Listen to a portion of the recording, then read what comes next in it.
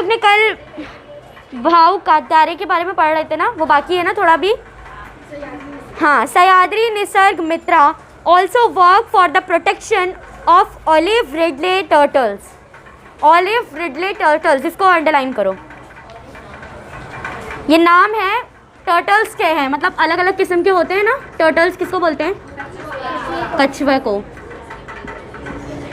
तो ये टर्टल्स जैसे अलग अलग टाइप के होते हैं ना, तो उसी में एक टर्टल का टाइप है ऑलिव रिडले टर्टल्स।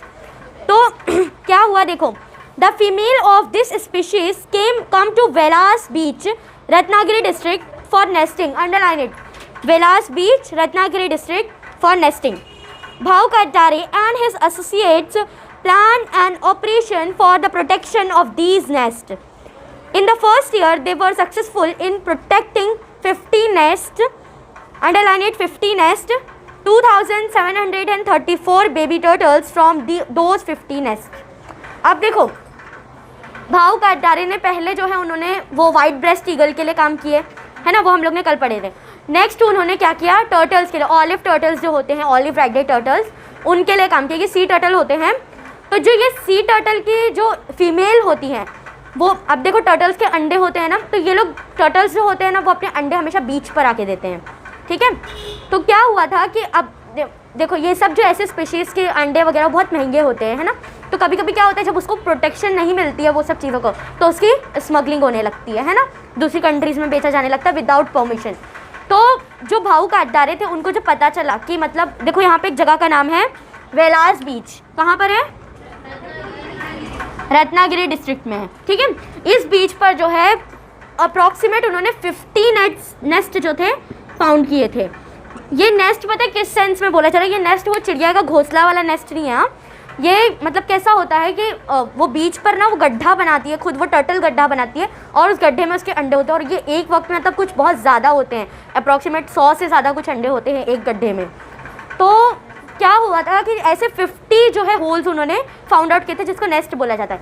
तो बाद में उसको मतलब प्रोटेक्शन दी, उसको बहुत अच्छे से रखा ताकि कोई उसमें मतलब नुकसान नहीं पहुंचा सके। वो जैसे मतलब जो प्रोसेस होता है वो सब बहुत ध्यान किया उस पर भाव कांतारे ने। तो क्या हुआ कि उसमें से अप्रॉक्सीमेट कितने बेबी टर्टल्स मिले? 2734। इतने सारे टर्टल्स। अब देखो जो स्पीशीज़ ख़त्म हो रही है उसको अगर हम लोग इस तरह सेव करते हैं तो क्या होगा कि उनकी जो मतलब उनकी नस्ल जो ख़त्म होने वाली है वो बच जाएगी, है ना। और ये कितने इंपॉर्टेंट होते हैं ना, नेचुरल रिसोर्सेज में आएंगे ना ये एनिमल्स भी। तो इसके लिए जो है उन्होंने काम किया था और इससे उन्होंने देखो कितना बड़ा बेनिफिट मिला। was successfully release back into the sea. अब क्या होता है, जब टर्टल्स वो अंडे, जब टाइम पीरियड कंप्लीट होता है और जब वो अंडे फूटते हैं और जब टर्टल्स निकलते हैं तो वो कुछ वक्त के लिए ज़मीन पर बीच पर रहते हैं और उसके बाद वो वापस पानी में चले जाते हैं। तो वैसे ही हुआ, उन्होंने मतलब प्रोटेक्शन दी पूरी वो टर्टल्स को और फिर वो सारे टर्टल्स जो थे वो पानी में वापस चले गए। This prove to be a start of an annual event turtle festival 100। हाँ, ये जो है ना मतलब टर्टल फेस्टिवल के नाम से जाना जाता है। ये जो 2734 टर्टल्स को वापस जो पानी में भेजने वाला प्रोसेस था उसको क्या बोला गया? मतलब इतनी बड़ी तादाद है ना टर्टल्स की, 2000 अप्रॉक्सीमेट 3000 पकड़ लो, 700 है तो इतने सारे टर्टल्स, तो इसको टर्टल फेस्टिवल के नाम से जाना जाने लगा। Hundreds of tourists come every year to watch the occasion of baby turtles returning to the sea। अब देखो हर साल होता है ये प्रोसेस कि मतलब नेस्ट होते हैं, फिर वो अंडे से टर्टल्स निकलते हैं और वो सब प्रोसेस होता है। तो अप्रॉक्सीमेट हर साल जो है बहुत सारे सैकड़ों टूरिस्ट जो होते हैं वो जाते हैं बीच पर सिर्फ यही देखने के लिए कि जो बेबी टर्टल्स होते हैं उनका जो पानी में वापस जाने का प्रोसेस होता है, वो जब रिटर्न होते हैं वापस अपने घरों पर, तो वो प्रोसेस देखने के लिए अप्रॉक्सीमेट 100 टूरिस्ट जो है, उससे भी ज़्यादा सैकड़ों, जैसे हम लोग बोलते हैं ना एक अंदाज़न, वैसे टूरिस्ट आते हैं ये मंजर देखने के लिए। To accommodate them, underline it, to accommodate them, facilities for home stay were developed। अब जो टूरिस्ट आते हैं वहाँ पर रुकने के लिए, अब ऐसा तो ज़रूरी उनको नहीं पता है ना कौन से दिन पर्टिकुलर डे पर टर्टल्स वापस जाएंगे। तो कैसा होता है, कुछ लोग जो होते हैं कुछ हफ्तों पहले से या कुछ दिनों पहले से आ जाते हैं, तो अब वो आएंगे कुछ दिनों पहले से, तो उनको रुकने का कोई इंतज़ाम होना चाहिए ना, होटल्स वगैरह बनाए जाते हैं, तो उनके रुकने का इंतज़ाम किया गया। वो कैसे, होम स्टे नाम की जो है डेवलपमेंट की गई। और जो टूरिस्ट होते थे, जो ये स्पेशली ये वाला मंजर देखने आते थे, उनके लिए ये इंतज़ाम होता था कि मतलब वो यहाँ पर रह सकते हैं। The peasants were train for for the management of home stay, मतलब कि पीजेंट्स जो होते थे, मतलब वहाँ के जो वर्कर्स होते हैं, वो सबको ट्रेन किया जाता था कि ये जो होम स्टे है, जो जगह, इसको आप लोग मेंटेन रखोगे। Thus efforts for conservation of nature resulted into development of tourism as well। अब देखो, जो अगर आपका सिस्टम अच्छा रहता है तो हर कोई आपकी तरफ अट्रैक्ट होता है ना। अभी जैसे हम लोग स्कूल की एग्जांपल लेते हैं, कोई स्कूल का मैनेजमेंट बहुत अच्छा होता है, वहाँ के बच्चे डिसिप्लिन होते हैं, टीचर्स बहुत एक्टिव रहते हैं, एजुकेटेड होते हैं, सब चीज़ सिस्टम अच्छा होता है, स्टूडेंट्स को फ्रीडम बहुत रहती है, ये सब चीज़ें। तो अगर ऐसा स्कूल होता है तो मोस्टली लोग क्या चाहते हैं कि हम लोग उसी स्कूल में अपने बच्चों को पढ़ाएं। तो वैसे ही जब आपकी फैसिलिटीज़, आपकी कंट्री अगर टूरिस्ट को फैसिलिटीज़ अच्छी देगी तो ज़्यादा से ज़्यादा टूरिस्ट आएंगे ना। जो कंट्री में फैसिलिटी नहीं रहेगी तो टूरिस्ट वहाँ क्यों जाएगा, परेशान होने के लिए? नहीं ना। यहाँ पर अभी जैसे समझ लो कि इंडिया में अगर टूरिस्ट आते हैं घूमने, जैसे दिल्ली ताजमहल वगैरह देखने के लिए, अब उन लोगों को वहाँ पे होटल्स वगैरह प्रोवाइड किए जाते हैं रहने के लिए, सब फैसिलिटीज़ रहती है, खाना पीना, टूरिस्ट गाइड मिलता है, ये सब कुछ। अगर ये सब फैसिलिटीज़ ना हो, उनको आके पहले घर ढूंढना पड़े, फिर जो है टूरिस्ट गाइड ढूंढना पड़े, तो कितनी प्रॉब्लम क्रिएट हो जाती है उनके लिए। तो ऐसे जहाँ इतनी प्रॉब्लम क्रिएट करके अगर आदमी इंजॉय करना चाहे तो कर पाएगा? नहीं ना। जहाँ पर आपको हर चीज़ विदाउट एनी एफर्ट मिल जाती है, वो होता है ना इन्जॉयमेंट। तो इसके लिए जो है हर कंट्री अपना टूरिज़्म डेवलप करती है। तो जब ये होम स्टे वाली फैसिलिटी यहाँ पर प्रिजर्व की गई, यहाँ पे रखी गई, तो क्या हुआ, ज़्यादा से ज़्यादा टूरिस्ट अट्रैक्ट होने लगे इसकी तरफ, टूरिज़्म की तरफ। Then the news of this development was well appreciated in Maharashtra. Now Bhau Katdare and his associates are working for the protection of the endangered pangolin anteater Khawalya manjar। अब देखो क्या हुआ कि जो ये अप्रिसिएशन थी, रत्नागिरी डिस्ट्रिक्ट में हुआ था ना ये वाला टर्टल वाला इंसिडेंट। और रत्नागिरी कहाँ आता है? कोकण कहाँ है? महाराष्ट्र। तो महाराष्ट्र में जो है ये अप्रिशिएट किया गया, मतलब कुछ अच्छा काम करता है कोई तो उसको अप्रिसिएशन मिलती है ना, तारीफ़ होती है, उसको अवार्ड्स वगैरह मिलते हैं। तो महाराष्ट्र ने बहुत इसको अप्रिशिएट किया, इतना बड़ा काम था। और अब जो है क्या बताया जा रहा है कि जो भाऊ काटदारे हैं और उनके एसोसिएट, जो उनके वर्कर्स हैं, उनके साथ काम करने वाले, वो लोग अभी किस पर फोकस कर रहे हैं? पेंगोलिन पर। ये पेंगोलिन भी ना एक मतलब एक स्पीशीज़ है, इसकी भी मतलब तादाद कम हो रही है। एंट ईटर है, चोटियाँ खाता है, ठीक है। हाँ, लंबा सा मुँह रहता है, सब मतलब चोंच टाइप रहती है उसकी। हाँ, अगर आप लोग डिस्कवरी या नेशनल ज्योग्राफी वगैरह देखते होंगे तो उसमें पता हो। Okay, now look in the textbook. The number of vultures is rapidly decreasing in India. Vultures are the scavengers in the nature. देखो अभी जो है वल्चर्स जो है ये वल्चर भी जो है काइंड ऑफ अ बर्ड है। हाँ, गिद्ध जिसको बोलते हैं हम लोग, गिद्ध। हाँ, परिंदा जैसा रहता, वो नहीं, वो गिद्ध नहीं होता है, वो बगला होता है। नहीं, ये वल्चर जो होते हैं ना ये एकदम अलग होते हैं। ये मतलब ना डेड एनिमल्स जो होते हैं वो सब खाते हैं ये। हाँ, गिद्ध एकदम अलग। ईगल से कभी गिद्ध को कंपेयर मत करो। ईगल और गिद्ध में ज़मीन आसमान का फ़र्क है। तो गिद्ध जो होते हैं ना, वल्चर्स जो होते हैं ना, ये जिंदा, कभी जिंदा कीड़े ये सब नहीं खाते हैं। ये हमेशा डेड एनिमल्स, डेड ह्यूमन, ये सब चीज़ को खाते हैं। हम लोग अगर वर्ड है स्कैवेंजर्स, स्कैवेंजर का मतलब वही होता है कि ऐसा बर्ड जो कि डेड एनिमल्स और डेड जो स्पीशीज़ होते हैं उनको खाता है, इंसेक्ट वगैरह को। 2 species of vultures, long build vultures and white back vultures. 2 species है इसकी, 2 किस्म के होते हैं। पहला क्या है?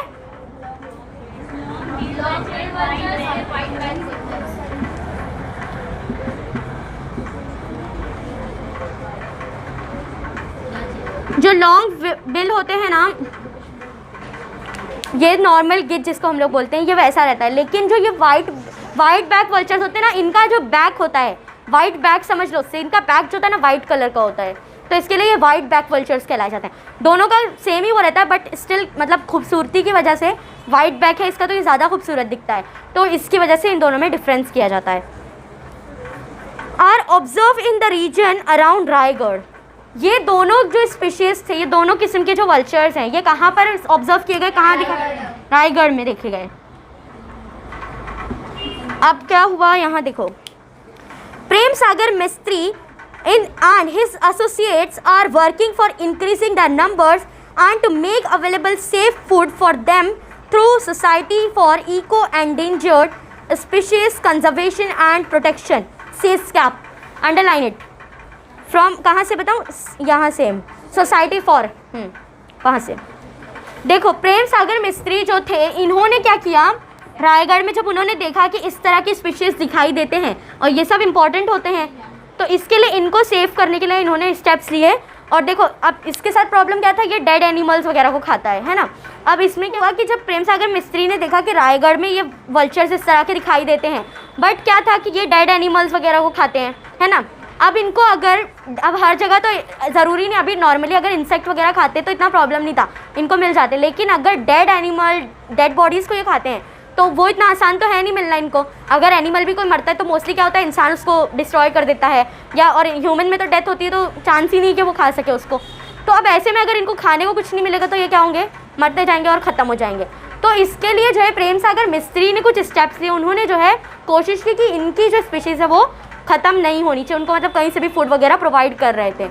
ठीक है, देखो सुनो इधर, जो प्रेम सागर मिस्त्री ने जो एसोसिएशन के अंडर रहकर काम किया था, वो एसोसिएशन का नाम क्या था,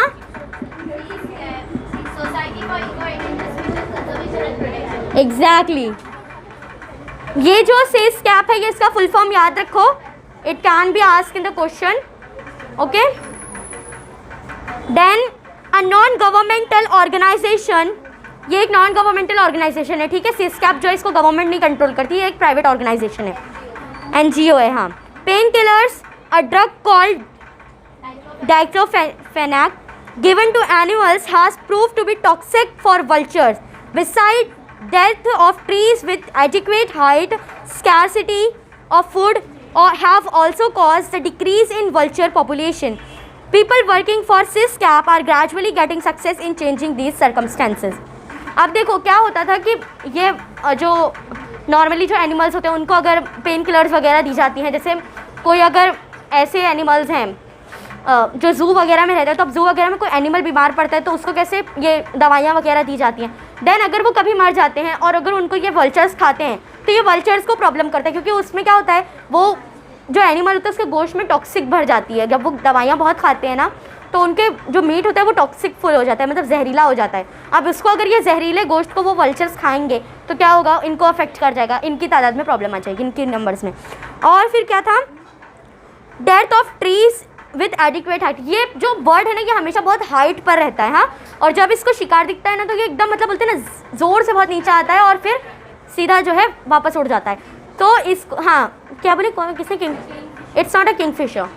किंगफिशर बहुत अलग होता है, वो बहुत खूबसूरत होता है, कलरफुल होता है, हाँ वो फिश खाता है, वो ये नहीं खाता। तो देखो क्या होता है कि ये जो बर्ड होता है ना ये रहता भी ना बड़े बड़े पेड़ों पर है, ये नॉर्मली ज़मीन पर नहीं रह सकता है। अभी अगर हम लोग जैसे कबूतर वगैरह देखते हैं तो ये कबूतरों का कैसा मसला है कि उन लोगों को कहीं पर भी रहने को मिल जाए, बस इतना काफ़ी होता है। वो कोई बिल्डिंग की छत पर भी सो सकते हैं और कोई घर के पास भी। हाँ ये बड़े होते हैं साइज़ में, तो इनको बड़े बड़े ट्रीज़ चाहिए होते हैं। हाँ तो सुनो, अब क्या होता है कि बड़े बड़े ट्रीज़ जो है ज़्यादातर क्या होते हैं, कट कर दिए जाते हैं या रहते ही नहीं है। तो अब कैसा होगा कि इनको जब रहने को ही नहीं मिलेगा तो वो लोग फिर ऑफकोर्स रह नहीं पाएंगे, तो डेथ उनकी, ये भी एक रीज़न था उनकी कमी का। देन स्कार्सिटी ऑफ फूड, मैंने पहले बताया कि लैक ऑफ फूड थे, कम थे उनके पास फूड, है ना। मोस्टली डेड एनिमल्स और इंसेक्ट इनको इतनी आसानी से नहीं मिल पाते हैं। तो ये, तो अब जो SysCap जो ऑर्गेनाइजेशन बनी थी इसमें बहुत सारे लोगों ने कंट्रीब्यूशन दिया और उन्होंने सक्सेस भी ली। Okay, now next is most important part of our society, right. Without education we are nothing. Underline it now. 1990 was declared as the International Year of Literacy. कौन सा ईयर था?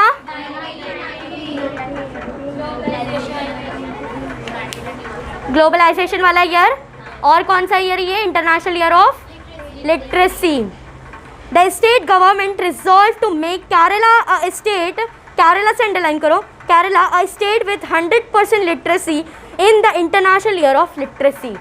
देखो जब जिस साल 1990 में इंटरनेशनल ईयर ऑफ लिटरेसी जब हुआ था तो केरला जो है इंडिया की स्टेट साउथ में, इस स्टेट को कौन सा स्टेटस था? 100% लिटरेसी। मतलब केरला स्टेट में जितने भी लोग रहते थे सब एजुकेटेड थे, ठीक है।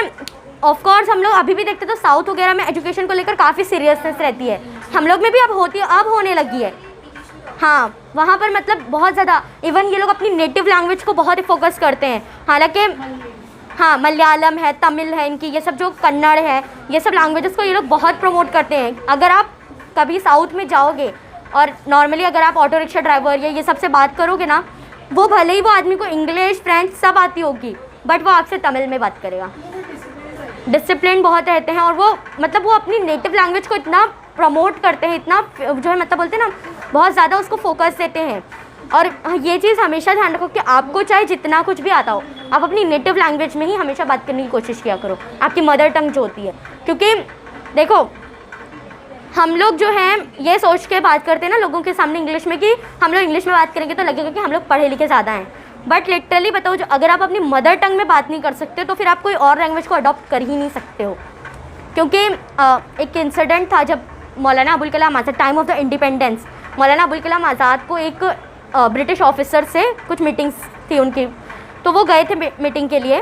तो ट्रांसलेटर्स थे दोनों के पास, ब्रिटिशर के पास एक हिंदी ट्रांसलेटर था और जो है मौलाना अबुल कलाम के पास जो है एक ब्रिटिश मतलब इंग्लिश ट्रांसलेटर था। तो जो चीज़ मौलाना अबुल कलाम आज़ाद हिंदी में बोलते थे वो उसको ट्रांसलेट करके ब्रिटिशर को बताता था, और वो ब्रिटिशर जो चीज़ इंग्लिश में बोलता था वो उसका ट्रांसलेटर हिंदी में अबुल कलाम आज़ाद को बता रहा था। तो लिटरली बातचीत में अचानक से कुछ ऐसी हुई बात की है ना, मौलाना अबुल कलाम आज़ाद ने डायरेक्टली उसका आंसर किया इंग्लिश में।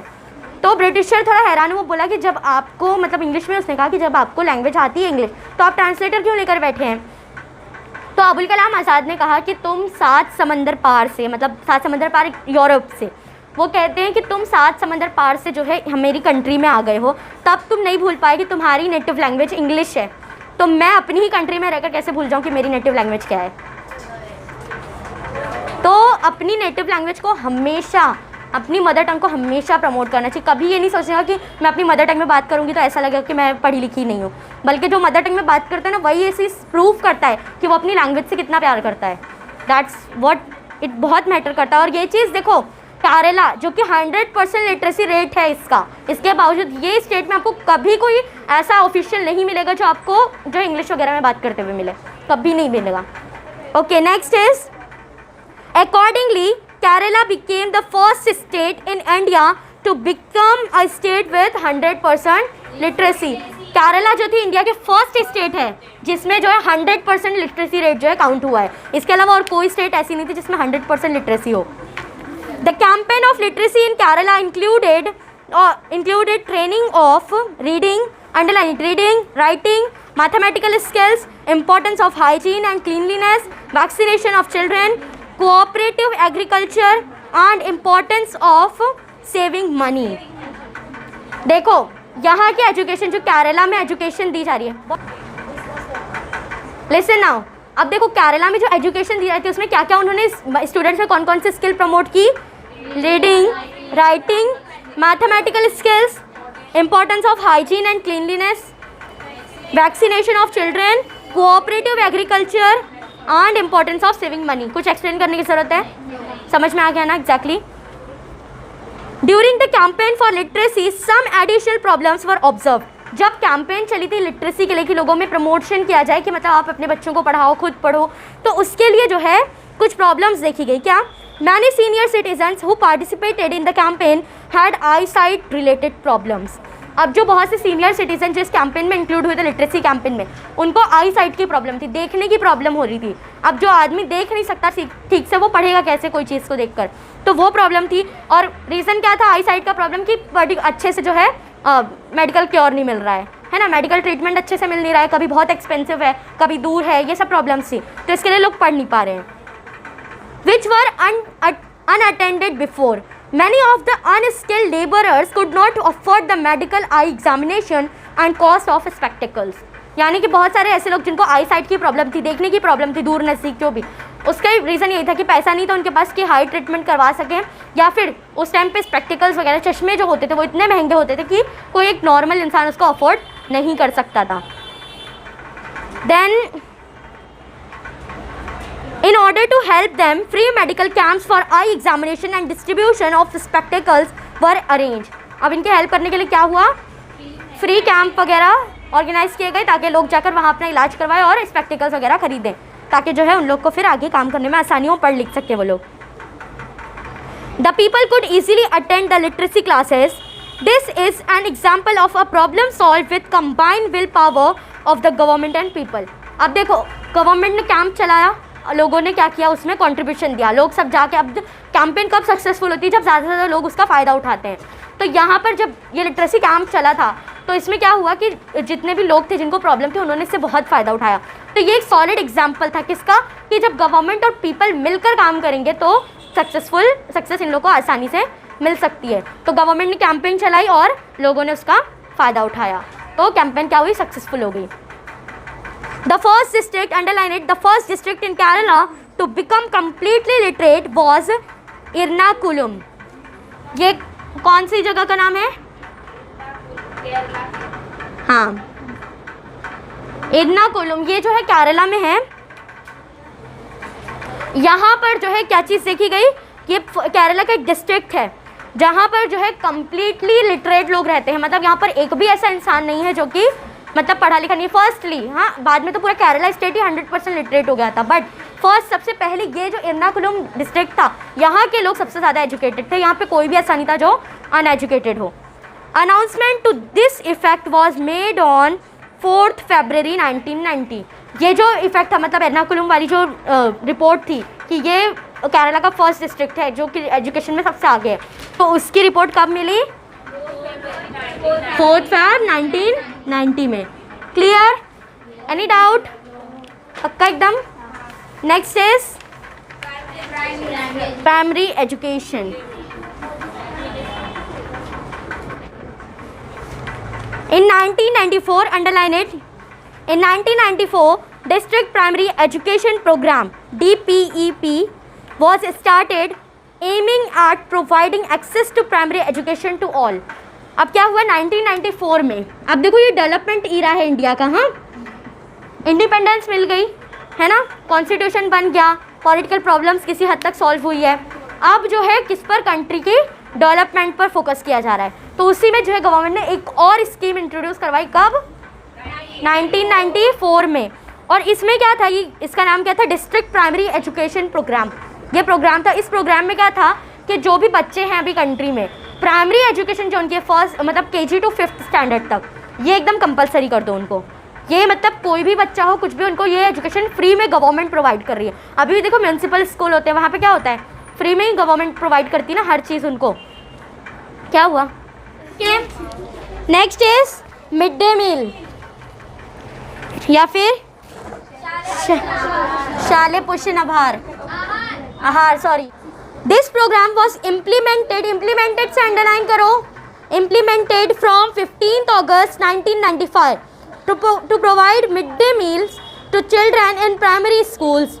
Whatever facilities to cook the food in schools was not available. Food grains were distributed to each child. अब देखो क्या हुआ, 15 अगस्त 1995 में मिड डे मील की स्कीम आई। ये मिड डे मील क्या था? मिड डे मतलब दोपहर का खाना, मिड डे मील। हाँ, जो हम लोग स्कूल में नहीं आते, खिचड़ी, रगड़ा, ये सब आता है ना ये वही है, इडली और जो भी आता है, अंडा, केला, जो सब आता है।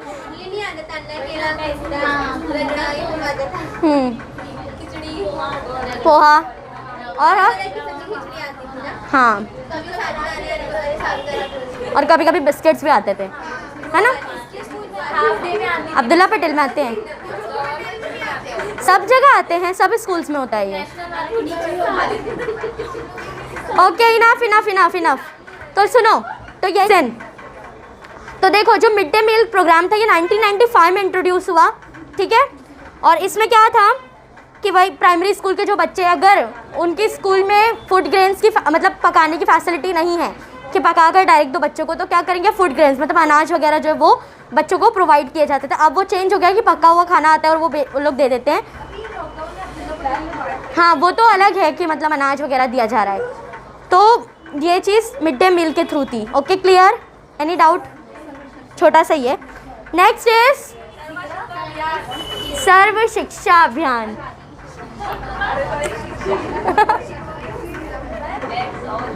सर्व शिक्षा अभियान ये एक्चुअली क्या है, सबको सर्व शिक्षा मतलब सबको एजुकेशन मिलनी चाहिए।